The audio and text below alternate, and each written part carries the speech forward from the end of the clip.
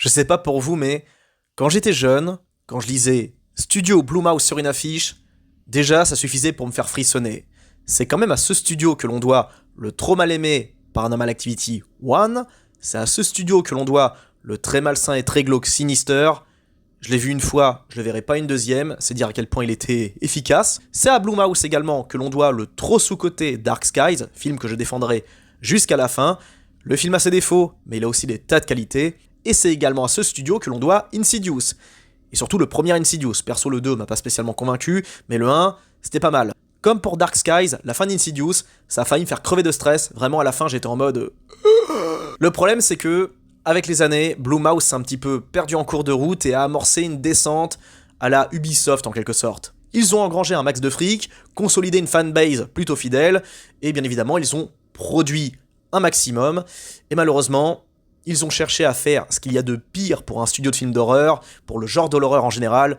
Ils ont voulu ratisser large, plaire à tout le monde. Et dans le cas de l'horreur, quand vous cherchez à plaire à tout le monde, vous ne plaisez à personne. Parce que quand même, on se rappelle de films qui vont prendre bientôt 20 ans.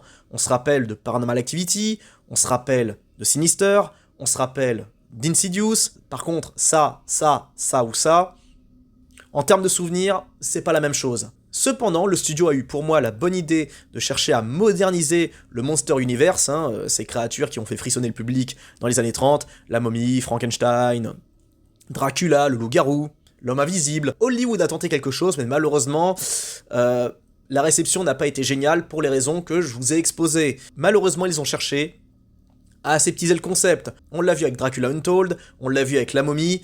Bon, ces films ne sont pas mauvais en soi, et je fais partie des rares à défendre La Momie. Ils sont pas mauvais, mais ils sont pas fantastiques non plus. Loin de là. Universal avait déjà tenté quelque chose, rappelez-vous, en 2010 avec Wolfman, campé par Benicio del Toro, avec Anthony Hopkins, tout ça. Ils avaient sorti un gros casting, mais ce film, j'arrive pas à déterminer s'il est mauvais, s'il est bon, s'il est sous-coté, je sais pas. J'arrive pas à le... à le caser, mais pour autant, ce film propose quand même des tas de scènes relativement marquantes, et s'il a ses défauts, il a ses qualités du point de vue visuel, du point de vue esthétique, et on peut au moins accorder ça au Wolfman de 2010. D'ailleurs, on peut dire que le loup-garou, c'est quand même une créature qui a pas eu tellement de chance dans le cinéma, parce que à chaque fois qu'il y a eu une tentative, c'était pas spécialement génial au niveau de l'accueil. Bon, on l'a vu avec Wolfman en 2010, on l'a vu également avec Werewolf by Night. Alors bien sûr, là on parle de l'univers étendu de Marvel, car oui, c'est un film Marvel, un film assez expérimental, assez bizarre, un film qui ne dure qu'une heure, mais perso j'ai bien adoré, j'ai bien aimé le concept, j'ai trouvé ça sympa et bien violent, bien énervé pour un Marvel. D'ailleurs, si vous aimez les films de loup-garou, je vous conseille ce film, si vous l'avez pas vu. Alors ne vous attendez pas à un truc absolument fantastique, mais j'estime qu'il mérite quand même le coup d'œil. Personnellement, j'ai été convaincu, j'ai bien kiffé, et j'espère un jour voir une suite. En fait, pour retrouver un bon film d'horreur avec un loup-garou, il faut remonter... Je suis désolé de faire mon vieux, mais il faut remonter aux années 80, début 80 même, avec Le Loup-garou de Londres. Le film a pris un petit coup de vieux, mais il est tellement énergique, tellement généreux, tellement fun, tellement visionnaire pour son époque que il reste intemporel. À ça, je peux ajouter à la liste, je vais prendre un gros risque en disant ça, mais j'avoue avoir kiffé Le Loup-garou de Paris, sorti en 97. Je ne comprends pas la haine pour ce film, alors qu'on tient un bon divertissement, un bon film d'horreur, avec beaucoup d'humour, et un humour qui est pour moi bien placé, qui est dynamique, généreux, comme pour Le Loup-garou de Londres. Malheureusement, ce film a souffert de la comparaison avec son prédécesseur, alors qu'on est quand même dans autre chose, mais c'est un film qui a une identité, qui a une âme, et qui est presque intemporel, qui a pas si mal vieilli au niveau des effets spéciaux. Franchement, ils avaient fait des trucs de dingue. La transformation de, de Julie Delpy en loup-garou, mais encore maintenant, je la trouve dingue. Alors qu'on parle quand même d'un film de 97, donc on est vraiment dans les débuts des effets spéciaux. En tout cas, ce film, comme pour Dark Skies, je le défendrai jusqu'à la fin, jusqu'à la mort. On n'est pas nombreux à le défendre, mais on est là les gars. On est une petite communauté à avoir kiffé Le Loup-garou de Paris. Tenez bon, restez forts. Et là donc, en 2025, on a droit à une nouvelle version du Loup-garou, et c'est problématique, parce que c'est Blumhouse qui s'en occupe, et surtout, c'est le Blumhouse de 2025. Du moins, c'est ce qui m'est venu en tête quand j'ai vu la bande-annonce. J'ai été voir le film, qu'est-ce qu'il vaut? Eh bien, je vais vous donner mon avis dans cette critique de Wolfman. C'est parti. Bon, excusez-moi, mais c'est le moment ou jamais, quoi. Désolé pour cette longue intro, salut tout le monde, j'espère que vous allez bien et que vous êtes en pleine forme. Bienvenue dans cette nouvelle critique, une critique sans spoiler de Wolfman. Alors je vais être honnête avec vous, je n'ai pas été convaincu du tout par Wolfman, même si le film a quand même pas mal de qualités. Des qualités qui quand même méritent le coup d'œil, parce que Blumhouse malgré tout, malgré les années, malgré tous les films que le studio a produits, il reste encore inventif et imaginatif, et ça, je peux pas lui enlever. Je n'ai pas été convaincu, je n'ai pas trouvé le film grandiose, le film finira oublié, et c'est bien dommage parce que des qualités, eh bien, il y en a beaucoup. Même si en soi le concept n'est pas spécialement original, et ce qui m'a dérangé avec ce film, c'est le casting. Et attention, je dis pas ça en mode oh là là, c'est un casting de no name, moi je voulais voir des stars. Non, non, l'acting est très bon, surtout l'acteur principal, il est génial, vraiment, il fait très bien le taf. Pour ça, rien à dire. Mais le problème pour moi, c'est que, en termes de casting, c'est pauvre, on n'a pas grand monde. En fait, on n'a personne. Vu que le film se concentrera sur une famille de 3, le père, la mère et la fille, coincés dans une maison, dans une propriété. C'est les 3 personnages principaux, et à ça on peut ajouter la créature qui les traque. Ce sont principalement les seuls personnages que l'on verra, et ça m'ennuie car j'aurais voulu voir plus de monde. Je voulais voir un loup-garou vraiment énervé, violent, qui éviscère, qui arrache des têtes, ce genre de truc. Chose que l'on verra, car le film est quand même violent, on n'a pas affaire à un produit trop aseptisé, mais malheureusement, le film manque de courage à ce niveau-là, et s'enfonce dans des facilités qui sont pour moi inexcusables à l'heure actuelle, mais comme je l'ai dit, Blumhouse cherche à ratisser large, il cherche à élargir son public, à taper dans, dans les jeunes, les moins jeunes, du côté des gens pas trop sensibles à l'horreur, et c'est problématique pour un film d'horreur.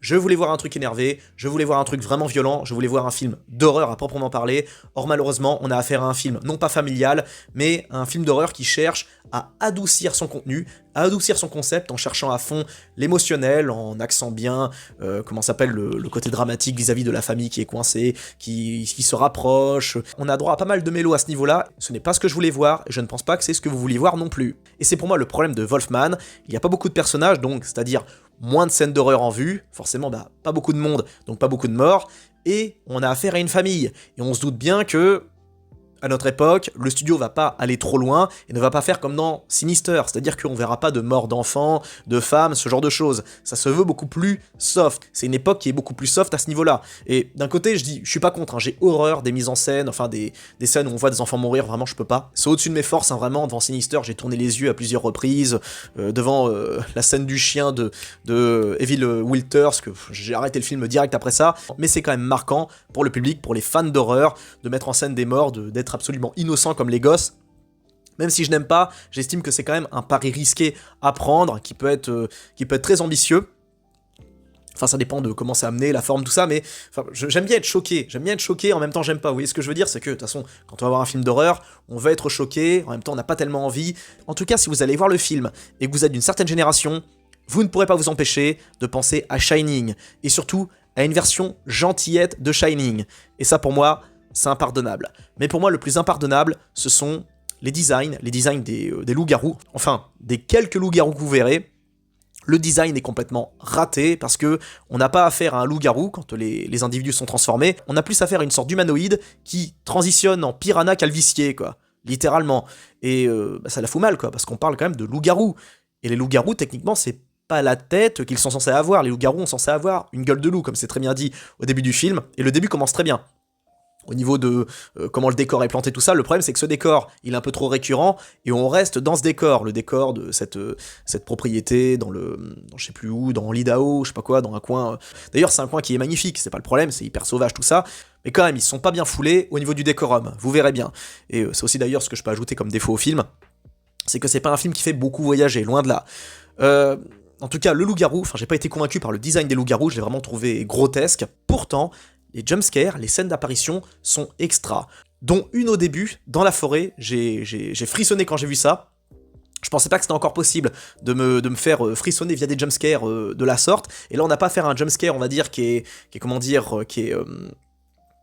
violent, qui est brutal, avec du son par-dessus, avec un gros sound design, non. Et là, on n'a pas affaire, attention, à un scare jump qui est trop appuyé, qui est trop énervé, avec un son strident, non, là, c'est un truc subtil, c'est peut-être le pire d'ailleurs, parce que on dit souvent, on reproche aux films d'horreur de mettre trop en avant les jumpscares, mais moi, personnellement, je suis un amateur de jumpscares.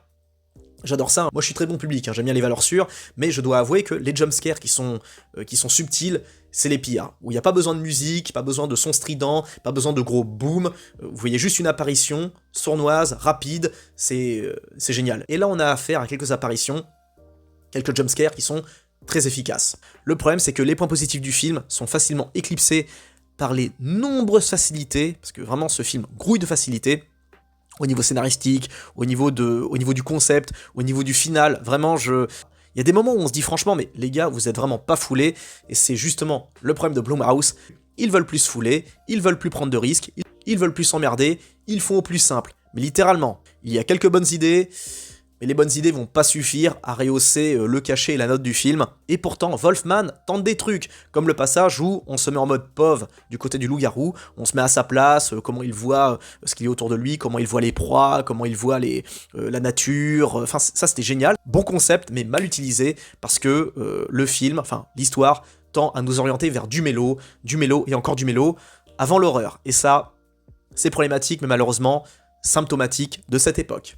En tout cas, si je devais mettre une note à ce film, je lui mettrais un 3, 4 sur 10, parce que malheureusement, Blumhouse cherche, comme je vous l'ai dit, à ratisser large, et écrase littéralement, enfin saborde ses bonnes idées. Le point of view du loup-garou, où les sons sont décuplés, comment il voit les choses autour de lui, les scènes de jumpscare sont réussies, mais c'est pas ça qui suffit à rehausser le niveau. Les personnages sont trop peu nombreux, et comme c'est une famille, on se doute bien qu'à l'heure actuelle, ça va pas aller bien loin en termes d'horreur, en termes de prise de risque, donc malheureusement, ce produit est pour moi indigne de son époque. Enfin non, il est raccord avec son époque, mais en même temps, il est indigne, car c'est bon, on a eu notre dose de films d'horreur aseptisés, qui veulent pas aller trop loin.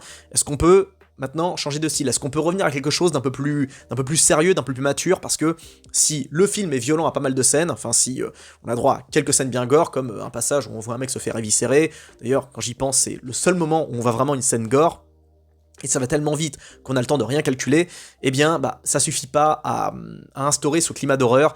Il y a des moments même par exemple qui sont complètement lunaires et inexplicables. Alors là je spoil brièvement, mais ce passage où il s'enferme dans la maison et que le loup-garou tourne autour, le truc c'est une force de la nature, il pourrait très bien passer par une fenêtre, tout défoncer, mais non, il se contente simplement de tourner autour et attendre, glander, alors qu'il y a moyen carrément de rentrer dedans, dans la maison. Enfin c'est une des questions que je me suis posées. Le mec il rentre dans la maison, il se dit pas bah tiens je vais choper un fusil, non, il laisse sa famille dans le salon, à proximité des fenêtres, et le mec il se barre, il va chercher une torche, alors qu'il devrait plutôt chercher, je sais pas, une pioche, un couteau, un flingue, un truc dans le genre.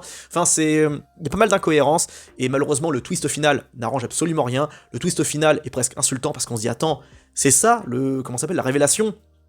Ça se veut pseudo-symbolique, ça se veut recherché, philosophe, mais ça veut axer un message, nous envoyer un message complètement obsolète sur la famille et sur la paternité et tout ça.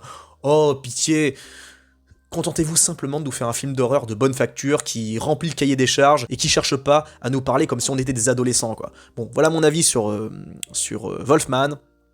Pas convaincu, déçu. Et vous?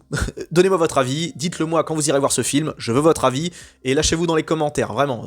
Si vous n'avez pas aimé, dites-le franchement, si vous avez aimé aussi d'ailleurs, hein, dites-le, mais je veux qu'on se lâche dans les commentaires vis-à-vis de ce qui a été foiré, de ce qui aurait pu être réussi, car vraiment, on tenait un bon concept, enfin, concept vieux comme le monde, d'accord, mais qui pouvait être remis à jour, mais le réalisateur n'a pas eu les coronesses de nous proposer un truc inoubliable, graphique et marquant, traumatisant même, alors que pourtant, on avait le potentiel, et on avait quand même le dynamisme au niveau de la mise en scène pour rendre les loups-garous vraiment effrayants. Parce que vraiment, les passages où ils apparaissent, le bruit, le sound design, très bon sound design d'ailleurs, je l'ai pas noté ça, mais le sound design est vraiment bien bossé, bien travaillé. Le bruit des branches qui cassent, ce genre de truc, le son de la forêt c'est presque un personnage à part entière, mais c'est pas assez exploité, et c'est ce qu'on ressent tout le long du film. Pas assez exploité, comme un sentiment d'inachevé, et c'est dramatique. On se retrouve dans les commentaires pour en discuter, à très bientôt pour une prochaine vidéo, plein de bisous à tous, ciao.